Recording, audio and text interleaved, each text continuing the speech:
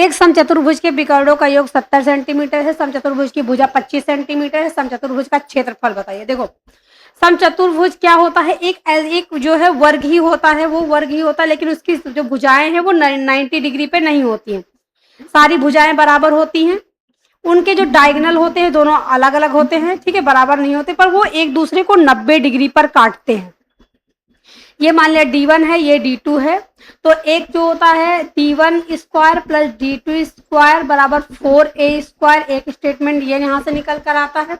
और जो एरिया होता है वो होता है D1 इंटू D2 अपॉन 2। देखो यहाँ पे 90 डिग्री होता है, यहाँ पे 25 होता है, तो ट्रिपलेट से हम इसको हिट एंड ट्रायल से करेंगे। एक तो ट्रिपलेट ये है कि 7 24 25 हो जाए, तो ये आधा आधा भी होता है, ठीक है। ये डायगोनल को एक दूसरे को जो है बराबर भागों में काटते हैं। तो ये 24 है तो ये भी 24 हो जाएगा, 48 हो जाएगा, प्लस ये 7 है तो ये भी 7 14 हो जाएगा। तो 70 तो नहीं हो रहा, क्योंकि यहाँ पे दिया हुआ है D1 प्लस D2 बराबर 70 आएगा, मतलब इस ट्रिपलेट को ये सेटिस्फाई नहीं करता है।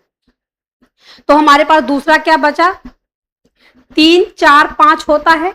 अगर इसको 25 करेंगे तो इसको 5 15, 5 को 20, अगर ये 20 है तो ये भी 20 है, 40 हो जाएगा, प्लस ये 15 है तो ये 15 30 हो जाएगा, 70। मतलब इस स्टेटमेंट को ये सेटिस्फाई करता है। यहाँ पे ट्रिपलेट जो है वो 15 20 और 25 है।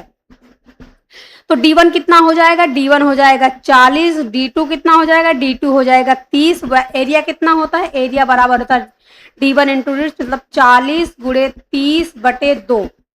इसको 2 से काट लेंगे, 20 3 दूनी 6 600।